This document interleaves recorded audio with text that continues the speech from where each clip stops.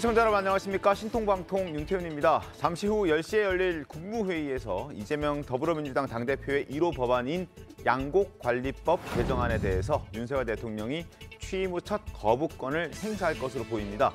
지금부터 5분의 출연자와 함께 자세하게 이야기해보겠습니다. 반갑습니다. 자, 민주당의 삭발투쟁 영상부터 함께 보겠습니다. 불효계획의 진상을 낱낱이 국민에게 알리고 국민에게 그리고 역사에 사과하십시오. 후쿠시마 농산물 절대 수입 불가를 천명하십시오.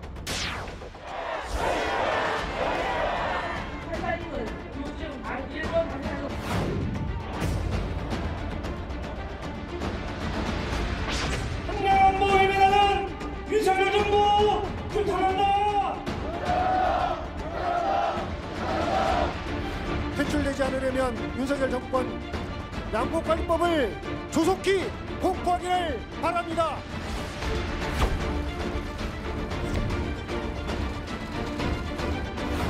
장애투쟁과 단식, 이제 삭발까지 이어지는 그러한 정쟁을 반길 국민은 없습니다.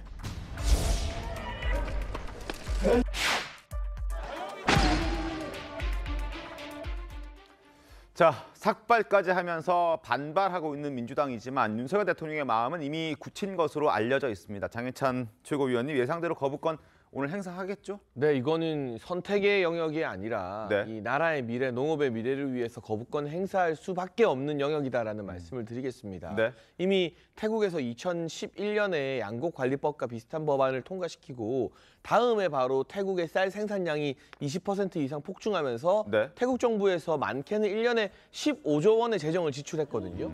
이유도 1960년대에 비슷한 형태의 법안을 실행시켰다가 엄청난 재정 적자를 감당하지 못하고 철회한 바가 있습니다.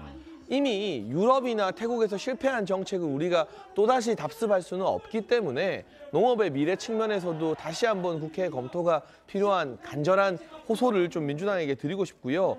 윤석열 대통령이 거부권을 행사하면 그 또한 헌법에 명시된 대통령의 권한인데 민주당에서는 계속해서 재발의 형태로 양곡법을 또 추진하고 밀어붙이겠다. 결국 기싸움을 하겠다고 나오고 있는 겁니다. 제가 여기서 한 가지 꼭 드리고 싶은 말씀은 그렇게 좋은 법이면 문재인 정부 때는 왜 통과시키지 않았느냐. 이게 문재인 정부 때 본인들이 정권 가지고 있고 다수당일 때 통과시켰으면 거부권을 행사할 수가 없잖아요. 자기들 정권일 때 통과시키면 부작용 때문에 욕먹을까 봐 두려워서 안 하다가 이제 야당 되니까 책임 안 져도 되니까 그냥 밀어붙이는 거, 이 부분에 대해서는 농민들도 아마 부정적으로 바라볼 것이다라는 말씀을 드리고 싶습니다. 알겠습니다. 자, 삭발투쟁.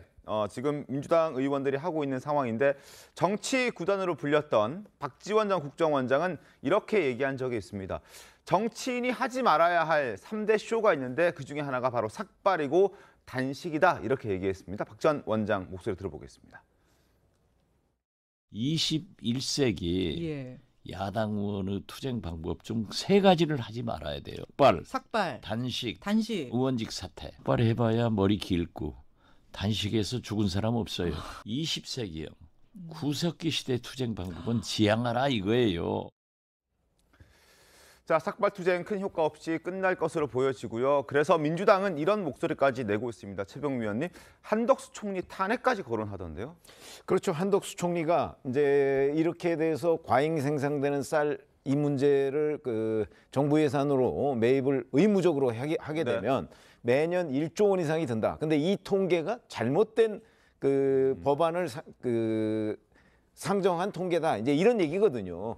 이제 그래서 이제 뭐 탄핵 얘기를 하고 있는데 글쎄 뭐 통계를 좀 잘못 인용했다고 해서 그게 탄핵 사유가 된다고는 저는 생각하지 않고 이 또한 민주당이 정치 공세고 지금 얘기하는 양곡관리법 문제가 바로 지금 저 장해찬 최고위원이 얘기했듯이 사실은 지금 현재도 쌀이 과잉 생산되면 그 농림부에서 여러 가지를 검토해서 매입을 하는데 다만 의무 매입만 아니거든요. 그런데 지금 민주당이 내놓은 저 양곡관리법은 의무 매입입니다. 의무 매입이면 쌀 생산량을 만약에 농민들이 늘려서 몇 % 이상 뭐 만약에 재고가 쌓인다 그러면 그거를 반드시 매입해 줘야 돼요. 정부 돈이 들 수밖에 없는 거죠. 그런 점에서 본다면 그 적정선이 어디냐. 그러니까 쌀 생산이 늘 과잉 생산 얘기를 많이 하고 있는데 그 적정선이 어디냐는 걸 가지고서 사실은 정부 예산을 어디까지 들여야 되느냐, 이게 여야가 이제 머리를 맞대고 좀 논의를 해야 될 상황인데 그렇지 않고 그냥 밀어붙여서 여기까지 왔다. 저는 이렇게 생각이 들고요. 네. 그렇다면 윤석열 대통령으로서는 이게 거부권이라고 하지만 제의 요구권입니다. 그렇습니다. 그러니까 네. 다시 논의를 해달라는 네. 거죠. 지금부터라도 이 강대강 대결보다는 다시 논의하는 부분이 더 적합한 것 아닌가, 저는 그렇게 생각합니다. 네.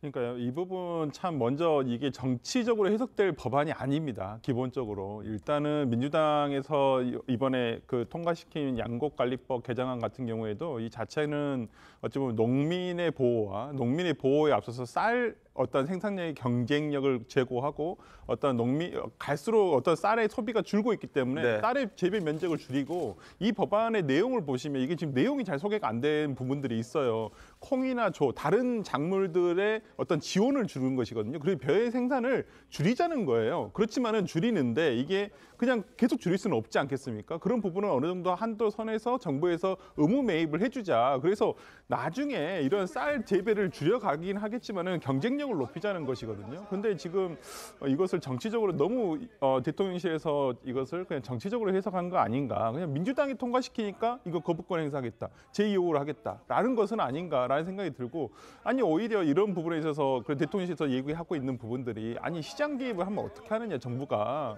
그렇지만 얼마 전에 우리가 그런 논의도 있었어요. 정부에서 미분양 주택이 많아졌을 때 그걸 정부에서 매입을 하겠다, 이런 얘기도 있었어요. 당시에 여기에 대한 논의 과정에서 나온 예산이 24조였어요. 그렇지만은 지금 양곡관리법에서 얘기하는 것은 불과 많아야 1, 2조입니다. 그렇기 때문에 저는 이런 부분에 있어서 조금 뭐 제2요구를 하고, 저는 국민의힘에서도 이런 부분들 본인들도 지역에 가면 농민들이 유권자인 지역구도 있지 않습니까? 그렇다고 한다면 다시 한번 그냥 반대만 하지 말고 좀 다시 한번 논의를 했으면 좋겠고, 특히 이번 개정안 같은 경우는 국회의장 중재안이 들어간 거예요. 그런 부분에 있어서는 대통령도 좀 많이 감안을 해주셨으면 하는 게 좀 아쉬움이 남습니다. 근데 이게 정책적으로 이 법안이 통과되면은 쌀 생산량이 절대 줄 수가 없습니다. 그렇지 않다는 건 다른 나라 사례에서 검증이 됐고, 뭐 식량 안보 이야기도 민주당이 하는데요. 지금 우리나라에서 자급이 부족한 이 식량은 주로 콩과 밀입니다. 네. 그렇다면 보조금을 줘도 사실 콩과 밀 생산량 늘리는 데 보조금을 줘야지, 현재였어도 약간 소비보다는 생산이 많은 측면에 속하는 쌀에 보조금을 주기 시작하면, 더군다나 제한 없이 초과 생산했을 때 그냥 무조건 주기 시작하면요, 두 가지 부작용이 생기는데, 첫 번째가 다른 작물로 전환을 안 하고 농민들이 쌀을 위주로 계속해서 생산량을 늘릴 가능성이 하나 있고요. 그리고 두 번째가 지금 일부 농가에서는 고품질의 쌀을 개량하기 위한 노력을 많이 하고 있는데, 그런 피땀 흘려서 노력하는 농가가 다 바보가 되는 거예요. 왜? 품질이 중요한 게 아니라, 그래서 고부가가치로 똑같은 쌀이라도 비싼 값 팔고 받는 게 중요한 것이 아니라 그냥 많이 생산하면 정부가 일정 가격 이상으로 다 사주니까, 이건 일부 대농들, 정말 굉장히 큰 규모로 막대한 양의 쌀을 생산하는 일부 대농들에게 노다지를 퍼주는 그런 법안이기 때문에 이 두 가지 부작용을 어떻게 해소할 것인가에 대한 정확한 대답을 민주당이 먼저 들고 와야만 국회나 정부에서 추가적인 토론을 할 수 있다고 봅니다. 알겠습니다. 자, 국무회의 결과를 좀 지켜보겠습니다. 그리고 민주당은 양곡관리법 개정안 외에도 일본 후쿠시마 농수산물 수입 등 대일 외교 관련해서도 정부 여당을 압박하고 있습니다. 오는 6일이죠. 목요일 2박 3일 일정으로 민주당 일부 의원들이 일본 방문을 예고한 상황입니다. 양이원영 의원의 목소리 들어보겠습니다.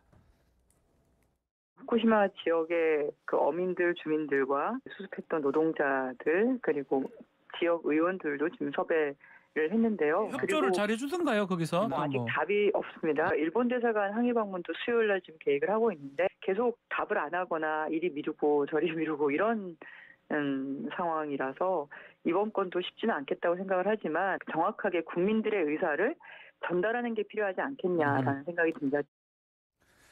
자, 아직 답이 없었고, 실제로 조선일보가 취재를 해봤더니 일한 의원 연맹에서는 안 왔으면 좋겠다라는 의견을 드러낸 것으로 밝혀졌습니다. 일한 의원 연맹 측에서는 민주당 의원들 와도 안 만날 것이다. 그러니까 후쿠시마에 올 생각을 하지 않았으면 좋겠다라는 의견을 밝혔습니다. 지금 민주당 의원들, 양이원영 의원이라든지 윤영덕 의원, 위성곤 의원들 포함해서 4명의 의원들이 지금 4월 6일부터 4월 8일까지 2박 3일 일정으로 일본을 가겠다라고 하는데, 가서 하겠다고 하는 게 후쿠시마 원전을 운영했던 도쿄전력 본사를 방문하고 이란 의원들과 만나서 얘기를 하고 어민들도 만나고 관련자들을 만나겠다라는 건데 하나도 정해진 게 없습니다. 도쿄전력 본사 방문도 지금 얘기가 진척이 되는 것이 없고 일한 의원 연맹은 아예 안 만날 거니까 오지 않았으면 좋겠다라고 얘기를 하는데 굳이 그럼에도 불구하고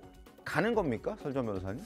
일단은 아마 그 현지에 가서 이러한 현지의 상황이라든지 그다음에 현지 주민들을 만나서 어떠한 방사능의 피해라든지 이러한 아직까지도 그 피해가 계속되고 있는지 이런 부분에 대해서는 현실적으로 조금 이게 국민들에게 알려져야 될 부분들은 있다고 봅니다. 그런 면에서라면 저는 민주당 의원들이 일단 출국을 할 것으로 보입니다. 일단 일본에 입국을 할 수 아직 결정은 안 났습니다. 네, 결정은 안 났습니다만 저는 그렇게 아마 추진을 하지 않을까. 만약에 저 개인적인 생각은 그렇다는 것이고요. 그다음에 네. 일본의 입국 문제는 또 도착해봐야 알 것 같긴 하지만 저는 일본에서의 태도도 이해가 되지 않는 부분이 지금 우리나라에 수출을 하고 싶어가지고 지금 안전하다고 지금 광고를 하고 있는 상황 아닙니까? 네. 저는 그렇다고 한다면 한국의 야당 의원들에게, 한국의 국회의원들에게 이런 부분 본인들이 직접 오히려 더 적극적으로 와서 봐라. 안전하니까 우리가 이거 수입해달라는 거 아니냐.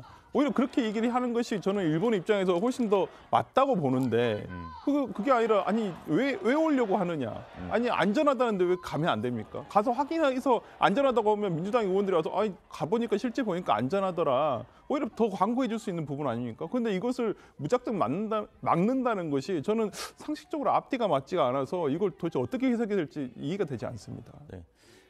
일단은 후쿠시마 산 수산물에 대해서 정부의 입장이 일단 명확합니다. 얘기가 잘 나왔지만 여기서도 후쿠시마산 수산물이 명백한 어떤 검증이나 이런 거 없이 우리 국민의 안전을 위협하는 일은 절대 없다. 이제 수입할 일이 없다는 걸 정부도 누차 강조하고 있기 때문에 이거에 대한 어떤 국민의 어떤 보건권, 건강권에 대한 정부의 입장은 일단 명확한 상태입니다. 네. 근데 지금 굳이 민주당에서 나서서 지금 일본을 이제 방문을 해서 이런 거를 확인해야겠다. 일단 대의 명분 일단 이런 대의 명분 자체는 어느 정도 이해는 해요. 이해는 하는데 문제는 그거죠. 어떤 외교적인 사안이 될 수 있는 이런 어젠다를 국내 정치적으로 강하게 이제 그 어젠다를 지금 축소시키고 주장을 하나로 축소시키는 거거든요. 주장을 하나로 모으고 지금 대안 없이 이제 이런 의견들을 이거 아니면 안 된다. 그러니까 대안을 만들지 않는 거예요. 그렇다면 이게 장단점이 있는데 외교에서 어떤 장단점이 있냐면 양측 간의 어떤 어젠다가 하나일 때는 유리합니다. 예를 들어 양국 간 전쟁 상황이다. 그러면 네. 우리는 이거 아니면 안 돼. 이거 아니면 물러설 수 없어. 이러면 확실히 이제 유리하죠. 근데 외교적인 어젠다가 복수일 때는 이게 결코 유리하지가 않아요. 왜냐하면 상대방 입장에서 볼 때, 예를 들어 일본에서 볼 때 굳이 후쿠시마 얘기가 아니라고 해도 한국이 어떤 거에 대해서 완전히 목매달고 있다. 이런 걸 보여준다면 그걸 역으로 이용합니다. 쉽게 얘기해서 그냥 어떻게 보면 삶이 참 비참해질 때가 대안이 없을 때거든요. 이게 외교도 마찬가지예요. 외교에서도 자꾸 이게 국내 정치적인 이런 이슈에 의해서 대안이 없어지는 상황이 오면 일본이 예를 들어서 한국이 저거에 완전 목매달고 있구나. 그럼 저걸 이용해서 다른 걸 받아내야겠다. 이렇게 판단을 한단 말이에요. 그렇기 때문에 굳이 지금 이렇게 나서서 우리 스스로의 입지를 좁힐 필요가 있는지 저는 좀 의문입니다. 알겠습니다. 상황을 좀 지켜보도록 하겠습니다. 그리고 어제 제주 4.3 사건 75주년 행사가 있었습니다. 윤석열 대통령이 불참하는 대신에 한덕수 총리가 대신 추념사를 읽었는데요. 민주당은 윤 대통령의 불참을 강하게 비판했습니다. 이재명 대표와 문재인 전 대통령의 얘기를 직접 들어보겠습니다. 정부 여당의 극우적인 행태가 4.3 정신을 모독하고 있습니다. 4.3은 김일성의 지시로 촉발됐다는 망언을 한 여당 지도부 사과 한마디 아직 하지 않습니다. 4.3의 완전한 해결이라던 대통령의 약속은 부도났습니다. 도저히 묵과할 수 없는 상태입니다. 이 4.3의 완전한 치유야말로 진정한 화해와 통합에 이르는 그런 길입니다. 여전히 4.3을 모독하는 그런 행위들이 이루어지고 있어서 매우 개탄스럽게 생각하고 가슴 아프게 생각을 합니다. 오늘 윤석열 대통령은 직접 참석을 하지 않으셨는데 그 부분에 대해서는 어떻게 생각하세요? 달리 말씀드리지 않겠습니다. 자, 민주당 강하게 비판하고 있습니다. 윤 대통령이 왜 오지 않았느냐. 지난해는 왔는데 이번에는 왜 오지 않았느냐. 아마 내년에는 올 것이다. 왜냐하면 총선을 앞두고 있기 때문에 국민의힘은 그런 당이다. 윤석열 대통령도 그런 사람이다. 이렇게 비판하고 있습니다. 그러나 이런 비판하기 전에 자신들이 한번 되돌아볼 필요가 있을 것 같은데 얼마 전이었습니다. 서해 수호의 날 이재명 대표 불참하지 않았습니까? 그렇죠. 잣대를 아니 빗긴다는데. 그렇기 때문에 이제 문재인 대통령도 사실 대통령 재임 기간 중에 서해 수호의 날에 2번 갔는데 그때마다 다 선거를 앞두고 있었기 때문에 갔다. 이제 이런 지적을 받잖아요. 뭐 윤석열 대통령 내년 4월 3일이 그 총선 직전입니다. 그때 어떤 결정을 할지는 지금 뭐 섣불리 우리가 예측할 수는 없죠. 그러나 이제 지금 이재명 대표가 얘기하는 4.3 그리고 문재인 전 대통령이 얘기하는 4.3 이거는 4.3 사건이라는 거의 본질과는 사실 관련이 없는 거라고 저는 생각을 합니다. 무슨 얘기냐면 4.3 사건의 본질은 무장폭동 맞죠. 그러나 지금 그 제주에서 추념하고 있는 4.3 사건은 그 무장폭동을 진압하는 과정에서 생긴 양민들의 피해를 추념하기 위한 거거든요. 그러니까 4.3 사건의 본질은 무장폭동이 맞습니다. 그러나 이제 그 무장폭동을 정부에서 진압해야 될 거 아닙니까? 그게 1948년에 사실은 그 우리가 50 총선거를 앞두고 북한에서 그 총선거를 방해하기 위한 거 아니었어요. 방해하기 위해서 제주도에서 폭동을 일으킨 건데 그걸 이제 무리하게 진압하다 보니까 그 과정에서 이제 수많은 뭐 2만 명이 훨씬 넘는 그런 양민들이 이제 피해를 입은 거란 말이죠. 그래서 우리가 지금 제주에서 4.3 사건이라고 얘기는 하지만 그거는 그 피해를 입은 분들을 추념하기 위한 그에 대한 정부의 보상도 있었고 이런 거거든요. 그러니까 본질이 아닌 다른 거 가지고 지금 얘기를 하는 거기 때문에 그 지금 이제 이 TV를 시청하시는 분들도 정확하게 그걸 아셔야 되는 건데 그러니까 이재명 대표가 뭉뚱그려서 이건 김일성의 지시로 4.3 사건은 김일성의 지시로 그 생긴 일이 아니다 이렇게 얘기하는 거는 그건 역사적 사실을 부정하는 것이고 지금 제주에서 추념하고 있는 부분은 그로 인한 무고한 희생자들을 추념하고 있는 거다. 이건 구분해야 된다 이렇게 생각합니다. 알겠습니다. 자, 이재명 대표 서해 수호의 날에 오지 않았었을 때 이재명 대표는 울산에서 최고위원회의를 주재하고 있었습니다. 윤석열 대통령도 그냥 논 것이 아니죠. 이제 부산 엑스포를 앞두고 어제 사찰단이 들어왔었는데 그 부산의 평가를 하기 위해 들어온 그 실사단을 청와대에서 맞이하고 있었습니다. 윤 대통령의 발언 들어보겠습니다.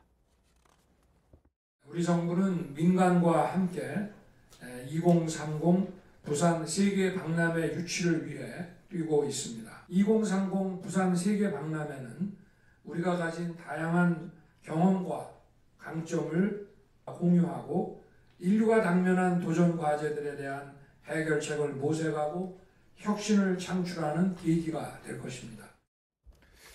장해찬 최고위원님, 일단 어떻습니까? 매년 가야 되는 행사가 맞긴 합니까? 아니면은 뭐 역대 현직 대통령 중에 이제 대통령 신분으로 4.3 추념식에 참석한 건 노무현 전 대통령과 문재인 전 대통령 두 분밖에 없고요. 윤석열 대통령은 보수 정권의 대통령 당선인 신분으로 처음으로 이제 대통령 선거에서 승리하고 나서 지난해 4.3 추념식에 참석을 했죠. 그러니까 대통령이 모든 행사에 매년 참석하진 않습니다. 이 부분을 가지고 뭐 참석을 하지 않을 때마다 사실 국무총리를 보내서 대통령 추념사 대도까지 시켰는데 일일이 문제 삼고 정쟁화시킨다면 결국 문재인 전 대통령이 다시 소환될 수밖에 없는 겁니다. 저도 어제 최고위에서 말씀을 드렸지만 문재인 전 대통령 재임 중에 서해 수호의 날 비슷한 행사들 많이 빠졌습니다. 그리고 올해는 조화 하나 보내지 않았습니다. 이재명 대표를 비롯한 민주당 지도부 누구도 서해 수호의 날에 오지 않았습니다. 반면 올해 국민의힘에서는 김병민 최고위원을 비롯해서 박대출 정책위 의장과 이철규 사무총장 등 지도부 인사들, 중량감 있는 인사들이 또 다수 참석을 했습니다. 그 와중에 국회에서는 민생특위 일정이 있었고 국회를 방문한 이 부산 엑스포 실사단과 여야 지도부의 별도의 만남과 국회 본회의 통과라는 이 국가적 차원의 매우 중요한 과제가 또 진행되는 와중이었습니다. 이런 것까지 모두 다 뭉뚱그려서 무시하고 대통령이나 대표가 올해 참석하지 않았다는 이유로 우리가 제주도민들의 아픔을 어루만지지 않는 외면한 정당이라면 아예 조화도 보내지 않고 누구 하나 최고위원이나 사무총장 하나 참석하지 않은 서해 수호의 날 말씀드리는 겁니다. 민주당은 그러면 우리나라 지키다가 바다에서 산해한 용사와 그 가족들 다 무시하고 아픔을 보듬지 않고 외면하는 정당이 되는 것입니까? 이런 식의 과거 발목 잡기 정쟁보다는 우리가 과거의 아픔을 보듬으면서 미래를 준비하는 방향의 정책적인 논의가 국회에서 좀 있었으면 하는 바람을 많은 국민들이 공감하시고 있을 거라고 생각합니다. 참 언제까지 이게 전 정부를 이게 빗대어서 얘기하는 것이 언제 끝날런지 한번 저 기대 한번 해보고 싶은데요. 이 윤석열 대통령이 이 부분 참석하지 않은 부분에 대해서 논의가 나왔던 게 뭐냐면 지난 주말에 일정을 보면 알 수 있지 않습니까? 토요일에 영남과 그다음에 호남을 찾으셨어요. 그다음에 또 그 일요일 날 대구를 찾으셔서 시구를 하셨어요. 야구 시구하시고 서문시장 가시고 그 다음 날인 제주도에서 있은 4.3 어찌 보면 정해져 있는 날 아닙니까? 국가 법정 공휴일이 공휴일이 아니고 법정으로 정해진 날이에요. 그렇다고 한다면 야구 시구하고 이런 것도 다 좋습니다. 서문시장 가시는 것도 다 좋아요. 그렇지만은 월요일 날 있을 이 제주에 찾아가셔서 이런 부분에 대해서 어찌 보면 당선인 신분이 아닌 대통령 신분으로 당선인 신분으로 가셨을 때도 상당히 우리가 좋은 평가를 하지 않았습니까? 그럼 대통령 신분으로서 한번 처음으로 가시면 얼마나 또 그게 좋은 평가를 받겠습니까? 그럼에도 불구하고 지난 주말의 행보와 너무 배치되는 오히려 본인이 호응을 받지 못하는 이런 장소에는 가지 않겠다라는 모습이 너무 보였기 때문에 민주당으로서는 비판할 수밖에 없었던 것이고 그런 부분에서 또 어저께 저는 국무총리의 대독한 그 추념사도 너무 어이가 없었어요. 작년과 너무 똑같습니다. 그리고 그 연설문 후반부에는 뜬금없이 제주도의 발전에 대해서 얘기를 하세요. 이 4.3 사건과 4.3 어떤 추념식과 어울릴 만한 내용이 아니었다고 보입니다. 그런 부분에서 비판할 수밖에 없었다라는 점입니다. 알겠습니다. 민주당의 비판도 일단 들어보도록 하겠습니다. 자, 들어봤습니다. 그리고 어제 눈길을 끌었던 건 여러 가지들이 있지만 4.3 사건 추념 행사에 이재명 대표와 문재인 전 대통령이 함께 참석을 했는데 시점이 달랐고 두 사람의 만남이 이루어지지 않았다는 겁니다. 전 대통령이 제1야당 대표와 만남을 갖지 않았다. 자, 이재명 대표는 어제 오전에 4.3 사건 추념식에 참석을 했습니다.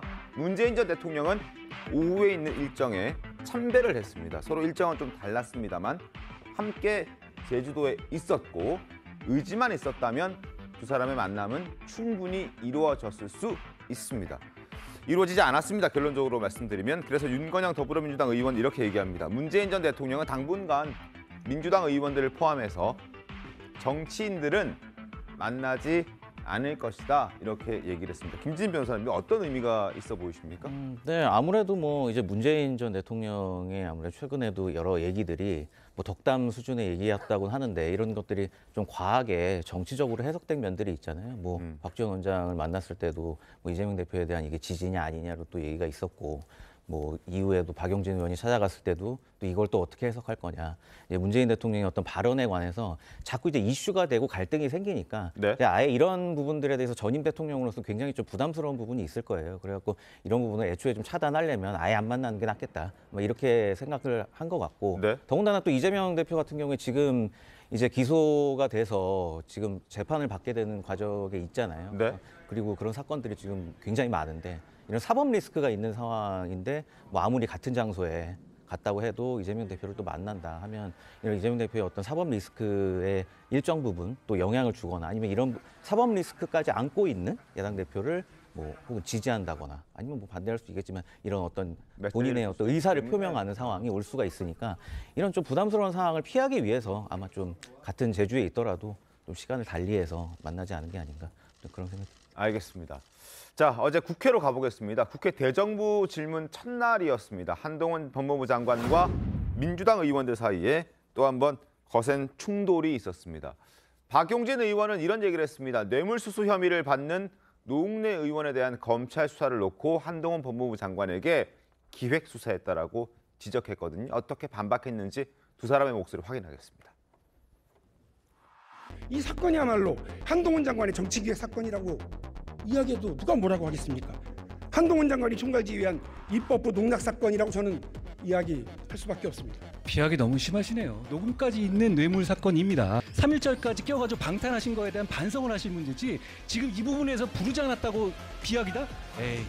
증거가 다시 차고 넘친다고 얘기하시면서도 그렇게 지지부진한 수사와 단 한 번도 확인하지 못했다고 하는 거예요. 아니 확인할 필요가 없었던 사안이죠. 지금 그러면 왜 체포영장을 보내요? 이게 말이 됩니까? 원래 불구속 수사가 원칙 아니에요? 이것은 반드시 구속할 정도로 중대한 사안이었기 때문에 구속영장 청구한 거고 증거가 충분했습니다. 뭐가 문제죠? 그래서 영장이 기각되고는 아무런 수사도 안 하셨어요? 안 한 건 아니잖아요. 넘어갑시다. 넘어갈 문제는 아니고요. 저는 그 잘못한 말씀이라고 잘못 드린 말씀이라고 다시 한번 짚고 한 말씀은 드려야 돼. 기획정치수사다. 그리고 입법부 농락 사건이다. 이렇게 얘기를 하는 박용진 의원에게 반박하는 지금 한동훈 법무부 장관의 모습 보셨는데 어떻게 좀 보셨습니까? 글쎄요. 그러니까 법무부 장관이니까 사실 검찰의 수사를 둘러싸고 이루어지고 있는 여러 가지 논란에 대해서 약간은 방어적으로 나올 수밖에 없다는 거, 뭐 충분히 가능하고요. 그다음에 지금 자꾸 정치기획 수사라고 하는데요. 그러면 우리가 기획이라는 게 없는 거를 뭐 만든 것처럼 일반 아마 국민들한테 오해를 줄 소지가 있는 표현이에요. 네. 그런데 이 노웅래 의원 사건은 잘 아시다시피 이정근 전 민주당 사무부총장 사건을 수사하면서 네. 일종의 파생적으로 흘러나온 거잖아요. 네. 그러니까 이건 기획이라기보다는 뭐 오히려 가깝다고 한다면 약간 별건 수사 쪽에 가깝지 않을까 저는 그렇게 보고요. 그런 점에서 본다면 뭐 진짜 돈봉투 부스럭거리는 소리를 녹음한 녹취 파일도 있고 그렇게 되면 증거가 명백했다. 그런데 체포동의안이 부결된 이후에 왜 기소까지 오래 걸렸느냐? 뭐 며칠 전에 중앙일보 기사를 보면 이정근 전 사무부총장이 녹음 파일이 뭐 3만 개다 뭐 이런 기사가 나왔어요. 이 3만 개 중에 상당 부분을 분리해내야 될 거 아닙니까? 네네. 이정근 전 사무부총장의 본인의 본질적인 혐의, 그다음에 노웅래 의원 관련 혐의, 그다음에 뭐 어떤 쓸데없는 이런 혐의와 무관한 녹음 파일 이런 걸 분리하다 보니까 그 숫자가 워낙 많아서 네. 시간이 많이 걸렸다 이런 기사가 나왔는데 저는 뭐 그 가능성이 꽤 높다고 봅니다. 왜냐하면 이미 노웅래 의원 체포동의안이 부결될 당시에 증거가 굉장히 많았어요. 그렇기 때문에 곧바로 기소를 할 수가 있었지만 다른 녹음 파일 분리 등등 여러 가지 때문에 시간이 오래 걸린 건데 그걸 가지고 기획이다 그러면 뭘 기획했다는 거죠? 그런 점에서 보면 박용진 의원이 체포동의안 부결부터 기소까지 오래 걸렸다는 그거 하나만 가지고 이 수사가 마치 잘못된 것인 양 몰아가기 때문에 한동훈 법무부 장관이 반박을 불렀다 이렇게 생각을 합니다. 알겠습니다. 그리고 또 이런 일도 있었습니다.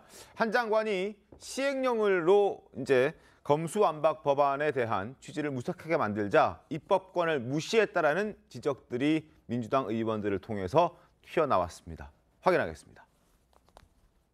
검사 수사 개시 시행령 이거는 입법권을 무력한 시행령 쿠데타입니다. 그렇지 않습니까? 전혀 그렇게 생각하지 않습니다. 그 법의 취지에 맞게 한 것이고요.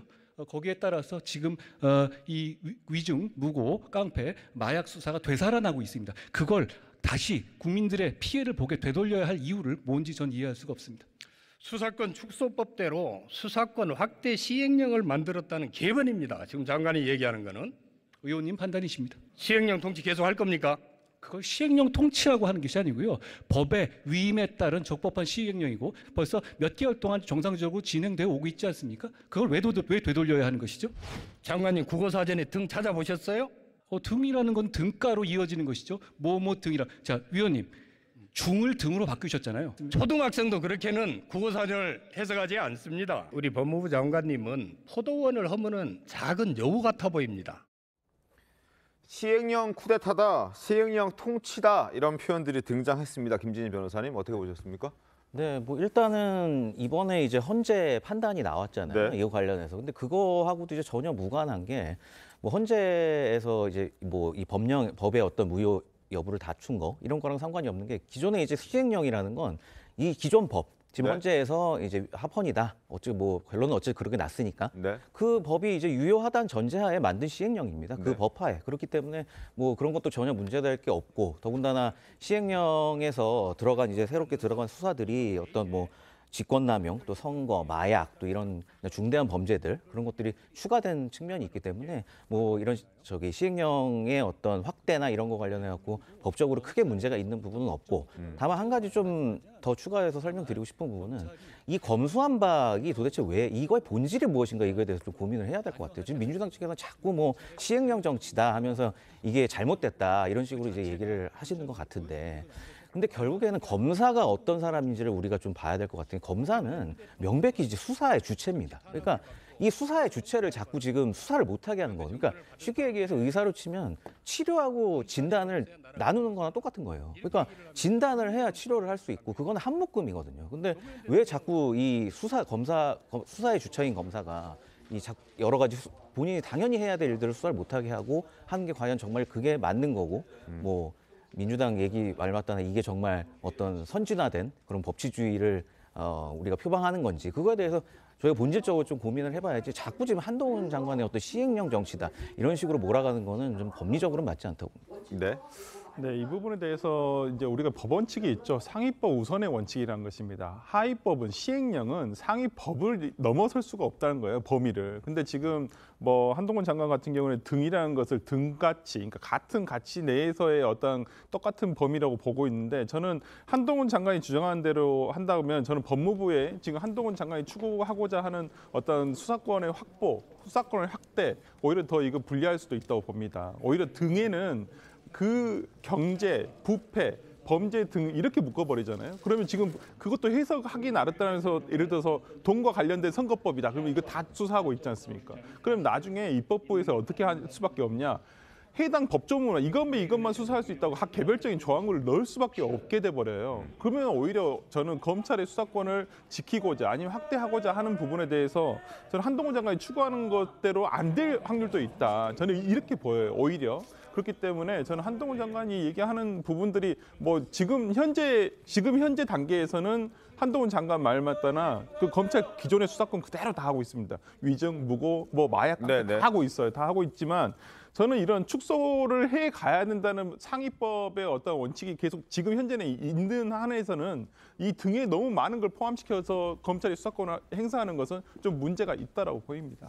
다음에 민주당이 법안 밀어붙일 때는 등자 빼시고 밀어붙이면 되고요. 저거는 이제 아주 비겁하게 윤석열 대통령이 당선됐지만 취임하기 이전에 번갯불에 콩 구워 먹듯 거부권 행사할 수 없는 타이밍에 밀어붙였죠.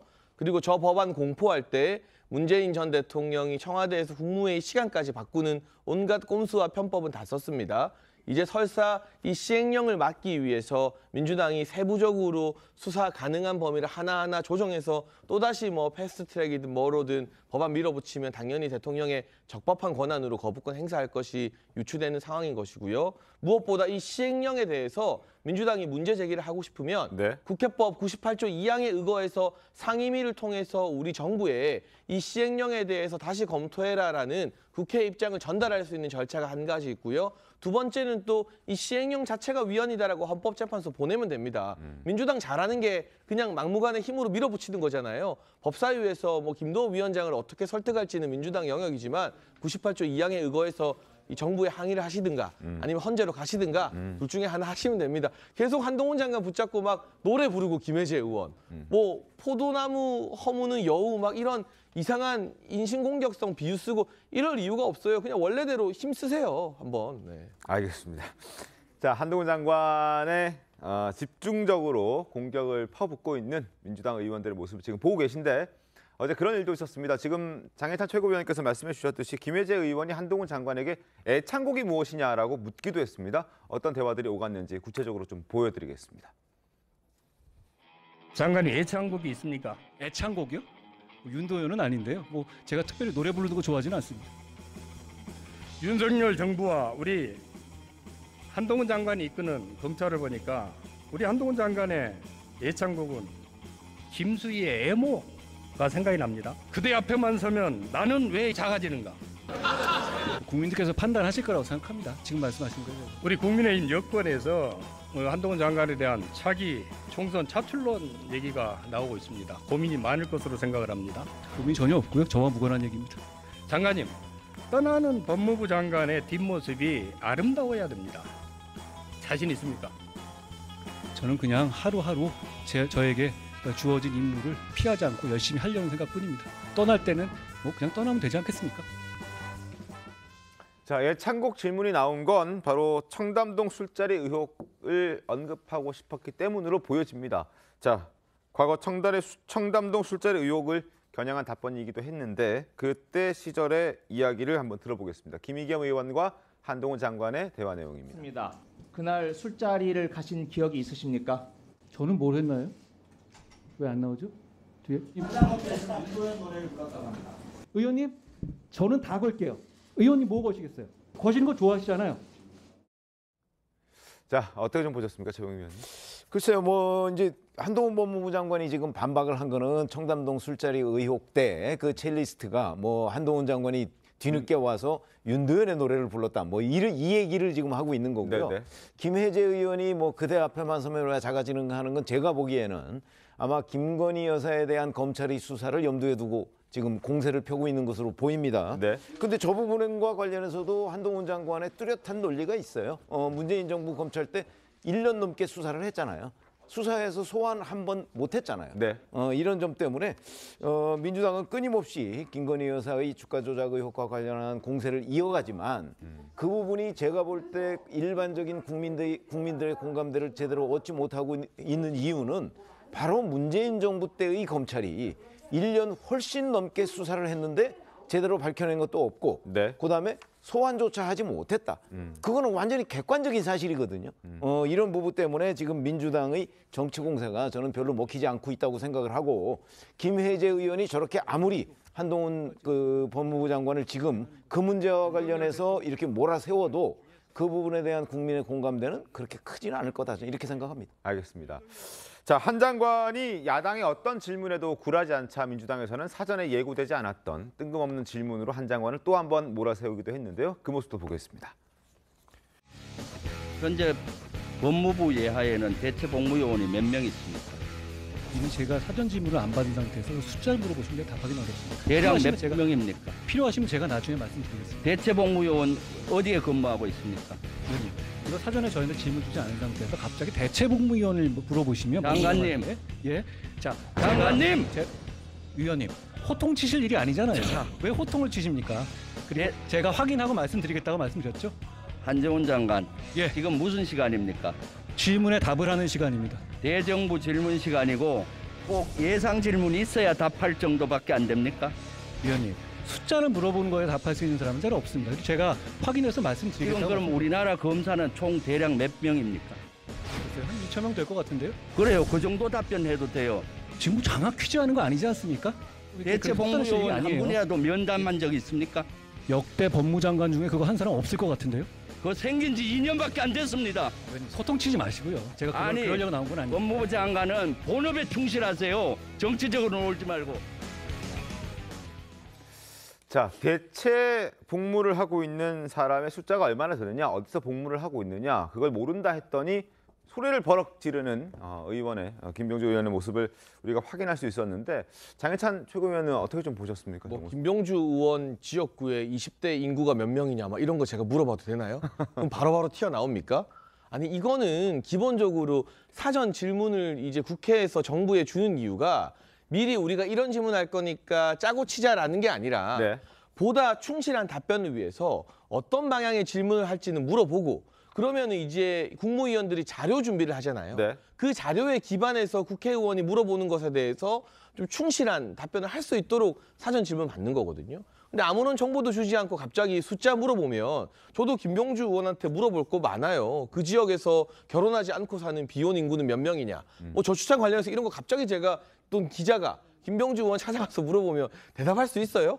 못 하잖아요. 그러니까 이런 식으로 유치하게 뭐 숫자, 용어 막 이런 거 가지고 이 지역적인 다툼하자고 저 소중한 대정부 질의 시간이 주어진 게 아닙니다. 대체 복무요원들의 처우나 뭐 이런 여러 가지 현황에 대해서 김병주 의원이 질의를 하고 싶었으면 기본적인 뭐 사전 질의서를 넘겼어도 되고 사전 질의를 넘기지 않은 경우에는 숫자 노름이 아니라 현재 대체 복무요원들이 이런 애로사항이 있는 것으로 내가 파악했는데 장관 앞으로 어떻게 할 거냐. 이런 물음이면 한동훈 장관이 즉각적으로 자료 없이도 대답을 하겠죠. 잘 살펴본다고 말을 하거나 이런 방향성에 대해서 실무 보고를 받았다거나. 근데 이거 숫자 가지고 따지는 거 좀 민망하고 점스럽지 않습니까?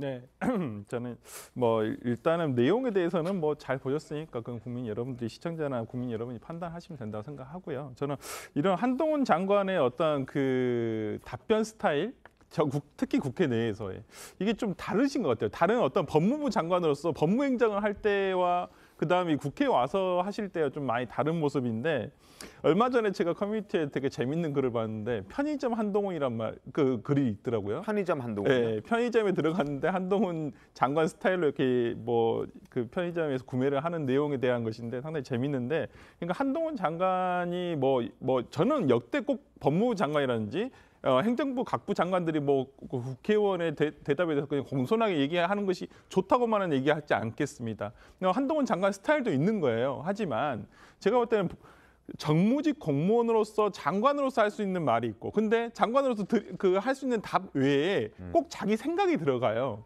저는 그런 부분은 상당히, 그래서 민주당에서는 아니 그런 부분들이 좀 너무 정치적인 거 아니냐, 차라리 그럴 거면 정치인을 하시는 게 낫지 뭐 하려고 거기 장관직에 있느냐, 이렇게 얘기를 하는 것이고, 좀 그런 부분에서 조금 국민들이 보기에 모르겠습니다. 지지층들이 봤을 때는 한동훈 장관이 저렇게 얘기하시는 거 굉장히 열성적으로 받아들일 수 있을 것 같아요. 그렇지만은 중도층에서 과연 한동훈 장관의 저런 답변 태도를 반겨하실지에 대해서는 한번 재고해 보셨으면 좋겠습니다. 알겠습니다.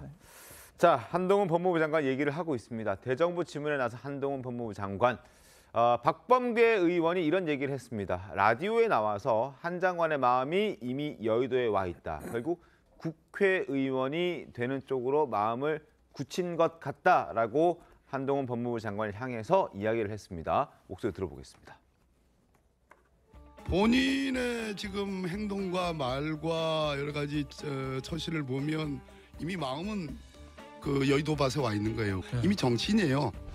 박범계 장관이 오늘 그 마음이 이미 여의도 밭에 와 있다라고 발언을 하셨는데 이미 정치인이다 뭐 이런 식으로. 박 장관님께서는 저랑 법사위에서 자주 뵙잖아요. 거기서 말씀하시면 좋겠어요. 맨날 다음 날 무슨 뭐 저 친한 라디오 방송 가서 말씀하시잖아요. 그냥 저 있을 때 당당히 말씀해 주시면 저도 잘 설명드리겠다는 말씀드립니다. 정치인의 언어를 쓰고 있고 늘 정치적 현안에 대해서 언급할 때만 신이 나고 법무행정에 대해서는 최근에 무엇을 언급했지 하는 그런 의문이 들 정도니까 조만간 나올 것 같은데.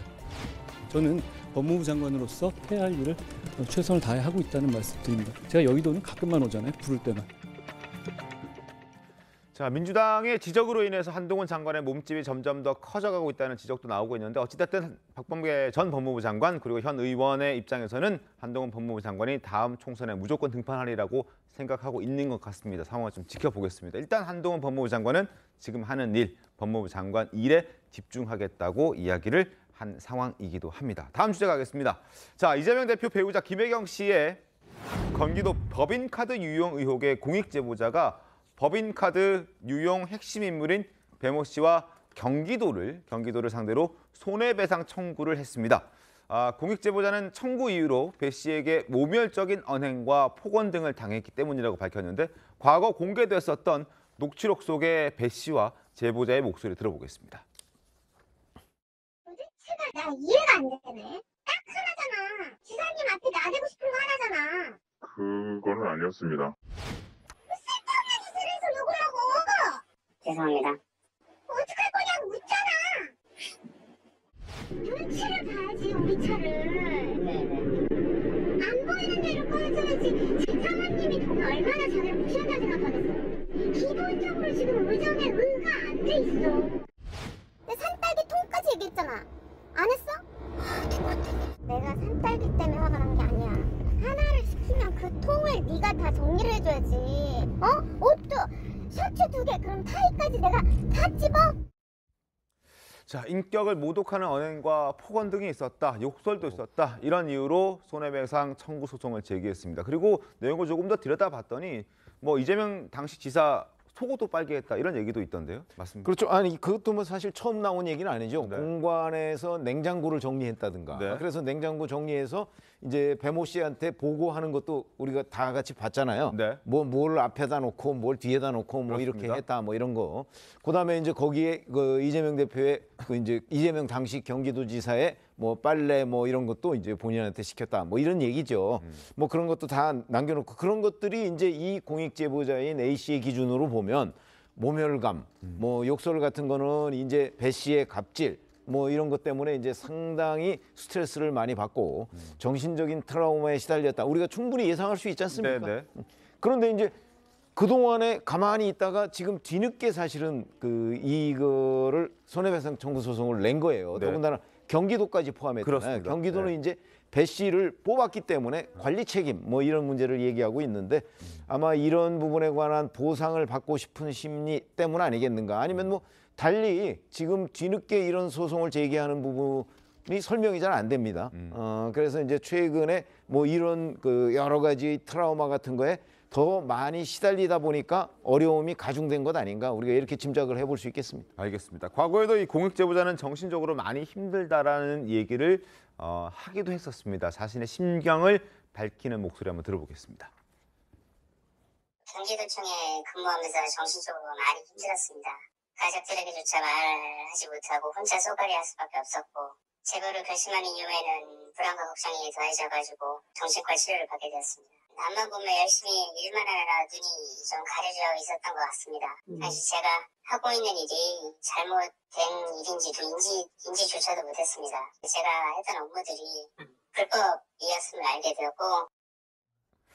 자, 과거에도 이런 목소리를 냈었습니다. 그리고 앞서 최병우 의원께서도 말씀해 주셨듯이 배 씨에 대한 손해배상 청구 소송은 물론이고 여기 경기도도 포함시켰습니다.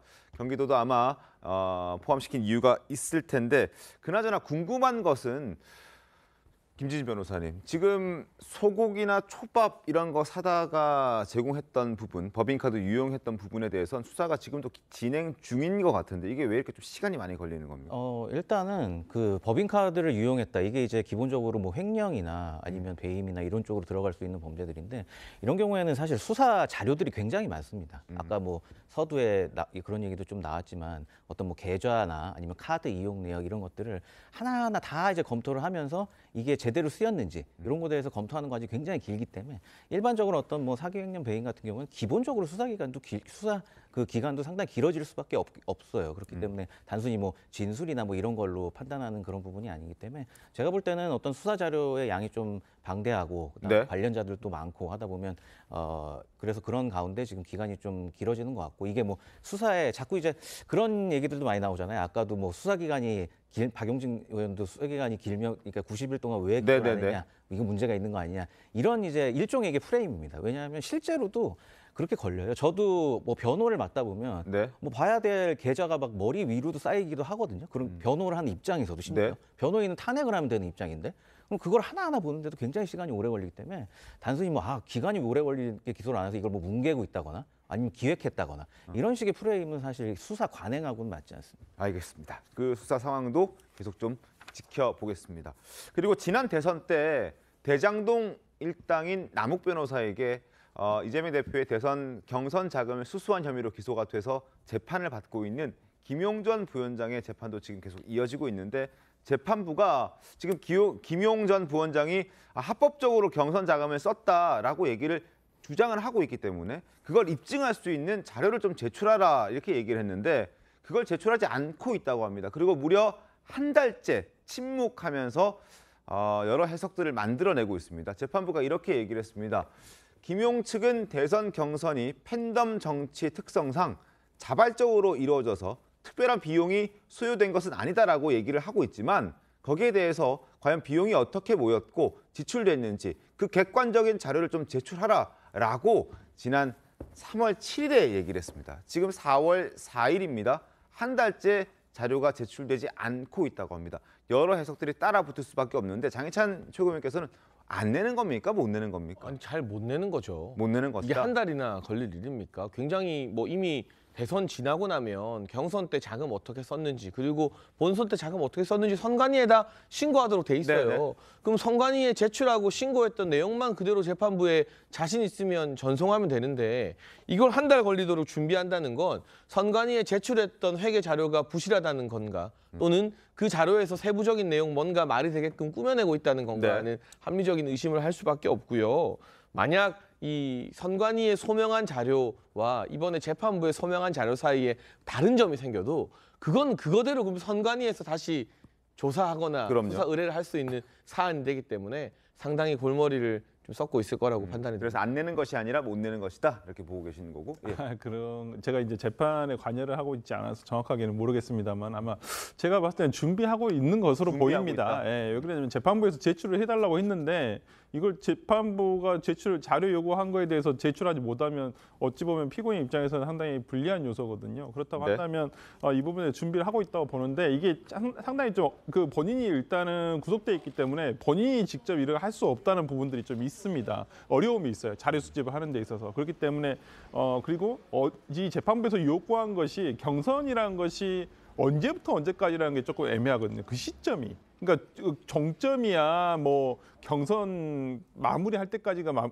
되겠지만은 그 시점을 언제부터 잡을 것이냐 이런 부분도 있고 당시에 공식적으로 합법적으로 그 경선 후원회를 모집할 수가 있었어요. 경선 후보로 등록을 하게 되면 그 금액과 그다음에 본인이 자발적으로 쓴 내용들도 있을 것입니다. 그리고 실제 김용 측에서 얘기하는 어떤 지지자들이 자발적으로 모여가지고 하는 것도 실제 있었어요. 저도 경선 캠프에 있었지만은 당시에 그런 내용들이 있기 때문에 그것을 어떻게 자료를 모아가지고 제출할 것인가에 대해서 아마 조금 그러니까 이것을 이제 자료를 수집하고 이것을 정리해가지고 저는 제출할 것이다라고 보이기 때문에 저는 뭐 이제 재판을 좀 더 지켜봐야 되겠지만 이런 부분에 있어서 보이콧을 한다.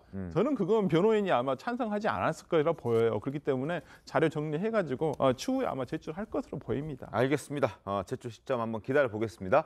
그리고 유동규 전 본부장 최근 유튜브를 통해서 이재명 대표에 대한 여러 폭로들을 이어가고 있습니다. 근데 이 폭로가 재판에서 등장을 해서 또 한번 논란이 됐습니다. 먼저 유튜브에서 폭로하고 있는 유동규 전 본부장의 모습을 보겠습니다. 정진상 나 김용 딱 만나서 우리 의형 잡시다. 그리고 한 분의 주군을 모십시다. 그리고 이제 그 뜻은 이제 이재명한테도 전달이 됐고 거기 가면은 클럽하우스가 이제 있잖아. 클럽하우스 각자 이제 선호하는 음료수도 사고 그다음에 샌드위치도 하나씩 고르고 이제 그러고 왔고 그 비용은 제가 다 냈어요. 예. 골프비부터 해가지고 거기서 앉아가지고 거기서 이제 두런두런 이제 이야기도 많이 하고 예전에 그 리모델링 이야기도 하고 이제 이런저런 이야기를 다 했지. 근데 그걸 기억 못 하신다고요? 내가 정말 이해가 잘 안 되는데. 자, 그런데 지난달 31일에 이재명 대표의 공직선거법 위반 사건 재판에서 증인으로 유동규 전 본부장이 출석을 했는데 그때 검사가 유 전 본부장에게 유튜브에서 나왔던 저 얘기들을 질문을 했다고 합니다. 근데 이게 질문해도 괜찮은 건지 아닌지에 대해서 논란이 좀 붙어있는 그런 상황입니다. 유동규 실력권의 검사, 최근 유튜브에서 이재명 주군으로 모시면서 시장 당선을 위해서 적극적으로 활동했고 이재명도 그것을 알아서 성남 도계공 기획본부장으로 가게 됐다 말했는데 그게 사실입니까? 라고 검찰에 질문했습니다. 그리고 또 한 번 이재명과 김문기 셋이 샌드위치를 먹으면서 리모델링 얘기하고 골프한 게 사실입니까? 이렇게 질문을 했다고 합니다. 유튜브에서 나왔던 내용을 재판장에서 증거로 제출하진 않았지만 이걸 10회 이상 언급한 걸 두고 지금 이게 괜찮은 것이냐? 어차피 재판부가 유튜브를 하는 것에 대해서 막진 않는다. 표현의 자유는 있으니까 그걸 인정하는데 유튜브에서 무슨 얘기를 하든 간에 그건 재판에 영향 주지 않을 것이다라고 얘기를 했는데 그걸 검찰이 굳이 끄집어낸 것에 대해서 변호인 측에서는 좀 불만이 있었던 것 같습니다. 김진희 변호사님 이거 어떻습니까? 어떻게 해석해야 됩니까? 네네, 저희가 좀 구분해서 이제 생각해야 될 게 있는데 그 유튜브에서 나온 내용이 이제 어떤 뭐 직접 증거가 되느냐 이거 하고 지금 유튜브에서 이런 얘기를 했는데 이게 맞냐 아니냐 확인하는 부분 이걸 좀 구분을 해서 우리가 판단을 해야 됩니다. 왜냐하면 재판부에서 어떤 유튜브 얘기를 한 거는 그 유튜브에서 나온 내용을 직접적으로 어떤 증거로 삼는다든지 아니면 기타 뭐 유튜브라는 게 뭐 표현의 자유가 나왔으니까 여러 가지 좀 자극적인 내용도 들어갈 수 있고 재판부에 대한 비난도 있을 수 있고 이런 게 뭐 어떤 재판에 영향을 주지 않게 하겠다. 이런 의미에서 재판부가 얘기를 한 거고 지금 이제 검사가 이제 이렇게 얘기한 증인신문에서 유튜브를 얘기한 부분은 우리 증인신문에서도 흔히 있는 겁니다. 그러니까 예를 들어서 이제 증인이 어떤 증인신문 과정에서 사안을 이제 그 전체적인 맥락을 잘 기억하지 못한다. 이럴 때 이렇게 이런 상황이 있었는데 당시에 이렇게 얘기하지 않았습니까? 예를 들어 직접 검사가 어떤 뭐 증인이 수사 과정이 있었다면 그때 썼던 어떤 조서나 이런 것들을 직접 보여주면서 물어봅니다. 이때 이렇게 얘기했는데 이게 맞냐? 이런 식으로, 그러니까 기억을 환기하기 위해서 사용하는 데는 크게 무리가 없다는 거죠. 지금 이게 그 기억 환기의 대상이 좀 유튜브이기 때문에 약간 논란이 된 것 같은데, 실제로 재판에서는 이런 증인이 모든 거를 다 정확하게 기억할 수는 없기 때문에, 물론 유도 신문을 하면 안 되지만 이런 상황이 있지 않았는데 이거에 대해서 어떻게 생각하냐, 이런 식으로 그 상황을 기억을 환기시켜 주는 용어로는 또 유튜브든 또 다양한 수단을 사용하는 거는 크게 뭐 형사 절차에서 크게 문제가 없습니다. 알겠습니다. 비슷한 의견이십니까?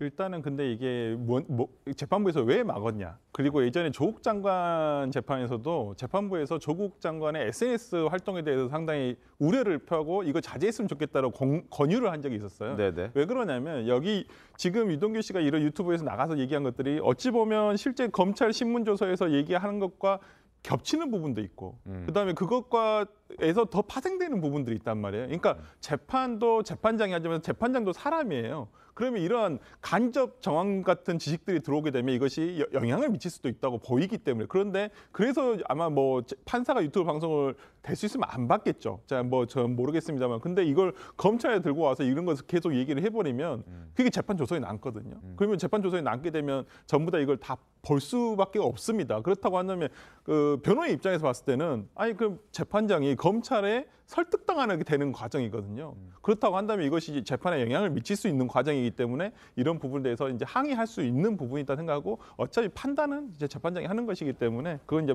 판결 결과에 드러나지 않을까 싶습니다. 알겠습니다.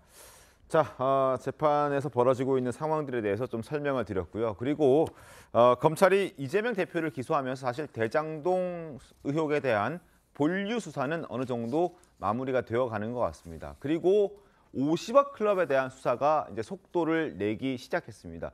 곽상도 의원에 이어서 박영수 전 특검에 대한 강제 수사가 최근 진행됐었죠.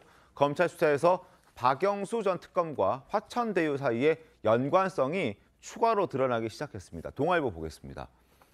박영수의 최측근 양재식 전 특검보의 제자가 화천대유 전신인 지금 서판교 자산관리 대표이사로 있었던 사실이 검찰 수사 조사 결과로 최근 드러났습니다. 그리고 검찰이 이거 어떻게 생각하고 있냐 하면, 박 전 특검 측이 대장동 일당에게 200억 원 약속받기로 한 거, 이게 약정서는 없습니다만 200억 원을 약속받기로 했다라고 검찰은 판단하고 있는데, 그 약정서 대신에 이행 담보를 하기 위해서 박영수 전 특검의 최측근 양재식 전 특검보의 제자를 이 대표직에 앉혔다라고 생각을 하고 있는 겁니다. 검찰의 판단에 대해서 한번 여쭤보겠습니다. 장희찬 최고위원님 어떻게 좀 보십니까? 그러니까 저는 이게 결국에는 사후 수뢰죄, 그러니까 지금 대장동 관련된 재판에서도 일단 1차 기소에는 빠져 있지만 화천대유 1호의 그 428억을 나중에 약정해 주기로 사후 수뢰를 했다라는 부분 검찰이 계속 수사하고 있잖아요. 네. 마찬가지로 이 부분도 뭐 결과적으로는 우리은행이 컨소시엄에 참여하지 않으면서 200억 약정이 이행되진 않았지만 부정한 의도로 나중에 200억 받기로 사후 수뢰를 약정해 놓은 것이라면 최근에 검찰이 수사하는 법리에 따라서는 기소나 처벌 대상이 된다고 보고 있고요. 네. 이게 그래서 대상이 뭐 박영수 전 특검이나 그들 주변의 뭐 사람들이냐 또는 이재명 대표냐 그 주변의 사람들이냐에 따라 갈리는 것이지 본질은 이 사후 수뢰라는 것에서 달라지지 않는다고 봐요. 그래서 아마 민주당 측에서는 이 박영수 전 특검 이름이 등장하자 이거 봐라 뭐 이 검찰 법조계 라인들이 주도된 범죄 혐의다라고 막 밀어붙이고 있는데, 만약에 이 200억에 대해서 검찰이 사후 수뢰죄로 기소하고 처벌이 가능하면 화천대유 1호 428억에 대해서도 똑같은 법리 적용이 가능해지거든요. 제 개인적인 식견은 제가 법조인은 아니지만 정치적으로 바라봤을 때 등장인물만 다르지 접근하는 방식과 부정한 어떤 뇌물을 사후에 수뢰해 주기로 약정하는 방식이 동일하기 때문에 박영수 전 특검 쪽이나 이재명 전 대표 쪽이나 아주 엄정한 법의 심판을 받아야 된다고 생각합니다. 알겠습니다. 그리고 또 하나 주목해야 될 게 바로 5억 원의 흐름입니다. 박영수 전 특검이 김만배 씨에게 2015년 4월 5억 원을 송금했는데 이 시점도 검찰은 주목하고 있습니다. 화천대유가 2015년 3월에 대장동 개발 우선 협상 대상자로 선정된 직후에 5억 원이 흘러 들어갔기 때문입니다. 검찰은 이걸 투자금으로 보고 있더라고요, 최병우 위원님. 그렇죠. 화천대유가 우선 해수사업 대상자로 선정이 된 바로 다음 달에 5억 원이 그것도 아주 공개적으로 왜냐하면 계좌로 넘어갔으니까 그렇게 되면 공개적으로 넘어간 거 아니겠어요? 그걸 뭐 무슨 비자금 형식으로 제시한 것도 아니잖아요. 이렇게 보면 제가 보기에도 투자금일 가능성이 대단히 높습니다. 물론 이 투자금을 그러니까 투자를 하고 난 그 배경 예를 들어서 나중에 뭐 거기에 뭐 한 200억 플러스 알파 되는 뭐 빌딩 부지라든가 뭐 이런 거를 받기로 약속하고 투자했는지는 모르겠으나 적어도 전면에 나타나는 거는 투자금인 것으로 보입니다. 그러면 지금 검찰이 밝혀야 될 부분은 이 투자금이 실질적으로 어떤 약속을 받아내고 이 투자를 했느냐 그걸 이제 밝혀내면 거기에 이제 위법 행위가 얼마나 되는지 이런 것들이 드러나지 않겠나. 지금 현재 그래서 투자금으로 보고 있는 검찰의 판단은 맞는 것으로 보인다. 이렇게 생각할 수 있습니다. 화천대유가 설립할 때 50억 원의 자본을 가지고 했기 때문에 5억 원의 금액이라면 그게 결코 적은 돈은 아니라고 이렇게 생각이 되는데 검찰이 밝혀내야 될 부분일 것 같습니다. 그리고 김만배 화천대유, 박영수 전 특검은 물론이고 50억 클럽 멤버를 포함해서 수많은 법조인들에게 그것도 굉장히 고위직 법조인들에게 자문료 형식으로 많게는 10억 원까지 적게는 수천만 원의 돈을 주고 있었던 것으로도 드러났습니다. 화면 보겠습니다. 자, 박영수 전 특검이 소속되어 있는 A로펌을 포함해서 전 서울중앙지검 차장 그리고 전 민정수석 아마 최재경 전 민정수석을 얘기하는 것 같고요. 50억 클럽 중에 한 명이니까. 그리고 김순환 전 검찰총장을 포함한 50억 클럽 멤버를 포함한 고검장 출신, 지검장 출신들에게 월 330만 원에서 1,100만 원씩 자문료를 지급하고 있었습니다. 이렇게 지급된 자문료를 다 합해봤더니 법조인과 로펌을 포함해 34곳에 36억 원이라는 돈이 지급이 됐다고 합니다. 이게 아주 순수한 의도의 아주 자문료라고 볼 수 있을지 어떻게 좀 봐야 되겠습니까? 순수한 의도의 자문료라고 볼 수는 없죠, 당연히. 왜냐하면 이제 저런 이제 고위직을 거치셨던 분들이 이제 법무법인이나 이런 데 가서 자문료를 받는데 그 자문이란 게 우리가 이제 일반적으로 알고 있는 뭐 계약서를 검토한다든지 뭐 이런 자문이 아니고 통상적으로 뭐 대관 업무나 이런 걸 하는 뭐 그런 차원에서 자문료를 받습니다. 뭐 예를 들면 법무법인에서 어떤 뭐 큰 사건을 수임하려고 할 때 누구를 만나면 좋은지 뭐 이런 거를 알려준다든지 아니면 현재 어떤 사건이 진행되고 있는데 이런 거에 대한 대략적인 진행 상황이 어떻게 되는지 이런 걸 좀 알아본다든지 이런 정도의 자문에 해당하는 거기 때문에 이제 저런 통상적으로 그런 자문료가 이제 일반적인 자문에 쓰이지는 않고요. 근데 다만 중요한 건 대가성이죠. 좀 전에 잘 나왔듯이 저게 어떤 대가를 받고 받은 자문료다. 뭐 대장동이든 어떤 사업의 대가를 받고 받은 자문료다. 이렇게 되면 이제 이게 범죄가 되는 거지. 이게 통상 저 부분은 좀 일반적인 자문료라 보긴 좀 어렵습니다. 알겠습니다. 일반적으로 순수한 목적의 자문료라고 보기 어렵다. 그래서 검찰도 마찬가지입니다. 이렇게 지급된 자문료의 상당액이 실제 자문 대가가 아니라 이른바 보험성 성격이었을 것에 가능성에 주목하고 있습니다. 그리고 지금 곽상도 의원 일단 기소가 된 상태에서 1심 재판을 받았습니다. 많은 국민들의 동의는 구하지 못하는 그런 재판의 결과였기 때문에 검찰도 수사력을 집중하고 있고 그리고 박영수 전 특검도 지금 압수수색을 받고 또 수사를 받고 있는 상황에서 다음에 또 어떤 사람들이 이 수사 50억 클럽의 수사 대상에 포함이 될지 한번 지켜봐야 될 대목인 것 같습니다. 자, 오늘 하루 놓치기 아쉬운 뉴스, 아까운 뉴스를 지금부터 전해드릴 텐데요. 월드컵 올림픽과 함께 세계 3대 행사로 꼽히는 엑스포, 그 유치전이 지금 부산에서 뜨겁게 달아올랐습니다. 영상 보겠습니다. 크게 작용. 모스크바 올림픽에는 서방 국가들이 불참해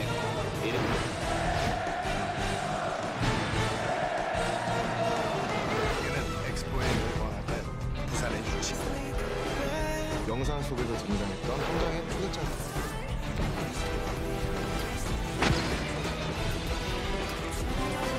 Very exciting.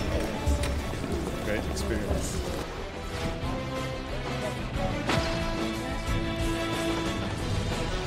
한국과 부산 엑스포의 개최 역량과 함께 차별화된 경쟁력을 직접 확인하실 수 있을 것이라고 생각합니다.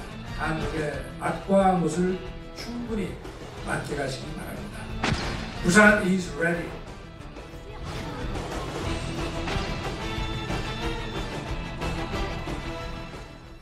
자, 현재 우리나라를 포함해서 사우디아라비아, 이탈리아 그리고 우크라이나가 경쟁을 하고 있습니다. 그러나 지금 2파전 양상으로 굳어지고 있다고 하는데 사우디 아니면 우리나라가 될 가능성이 높다고 합니다. 어느 정도 가능성이 있습니까? 일단 처음에는 사우디가 많이 앞서가는 추세였다고 합니다. 왜냐하면 우리보다 6개월 먼저 이 유치전에 뛰어들었기 때문인데요. 최근 이제 민간위원회 기업들이 SK의 최태원 회장이나 삼성의 이재용 회장 같은 경우가 전 세계 다니면서 유치전을 돕고 있는데 기업들이 전하는 이야기를 들어보면 많이 따라잡았다. 많이 따라잡았다. 그래서 이제는 정말 한치 앞을 알 수 없는 각축전이 되고 있다라는 이야기를 전해주고 있고요. 무엇보다 우리나라의 이 독특한 강점 두 가지가 있습니다. 시민들의 유치 열기가 다른 나라보다 높다라는 것인데 제가 지난주에 부산 내려가서 이 부산 시장과 함께 이 실사단 방문 어떻게 할지 회의를 참석하고 왔는데요. 무엇보다 부산 시민들이 자발적으로 만든 서포터즈들이 여러 곳에서 활동을 하면서 실사단이 머무는 호텔 주변이나 이동 동선마다 가서 막 환영하고 환호성 막 내지르고 이런 어떤 시민들의 열기는 그 어떤 나라도 우리나라를 따라잡지 못할 거고요. 두 번째가 바로 이 대통령과 국회 차원의 전폭적인 관심입니다. 윤석열 대통령이 이 엑스포 유치를 위한 별도의 비서관실을 대통령실에 둘 정도로 정부의 역량을 집중하고 있고 국회에 어제 실사단이 방문해서 본회의에서 표결하는 것도 봤거든요. 이 결의안 같은 경우. 근데 사우디는 왕정 국가라 국회가 없어요. 그러니까 이 실사단이 봤을 때 이런 국회 차원의 또는 대통령실 차원의 전폭적인 지원도 대한민국이 가지고 있는 하나의 강점으로 판단할 가능성이 높습니다. 알겠습니다. 자, 엑스포 유치를 저도 강력히 기원하도록 하겠습니다. 대전 엑스포 제가 어렸을 때 갔던 기억이 있는데 부산 엑스포도 한번 또 꼭 가보고 싶습니다. 자, 다음 소식 가겠습니다. 세계적으로 인기를 끌고 있는 그리고 앞서 소개해드렸던 엑스포 부산 엑스포 홍보 대사이기도 한 BTS의 지민 씨가 또 한 번 우리 음악계, 세계 음악계에서 새 역사를 썼다고 합니다. 첫 솔로 앨범을 냈는데 그 타이틀곡이 빌보드 핫 100에서 1위를 차지했습니다. 싸이도 할 수 없었던, 싸이도 못했던 기록을 지민 씨가 이뤄냈습니다. 첫 솔로 앨범을 발매했는데 타이틀곡이 Like Crazy입니다. 한국 가수로는 처음으로 최초로 빌보드 핫100 1위에 등극했습니다. 싸이 씨 기억하시죠? 강남스타일로 전 세계를 흔들었을 때도 핫100 7주 연속 2위 기록에 그쳤습니다. 그러나 지금 BTS 방탄소년단의 지민 씨 솔로 앨범 내자마자 핫100 1위에 올랐다는 기염을 토하고 있습니다. 자, 목소리 한번 들어볼까요?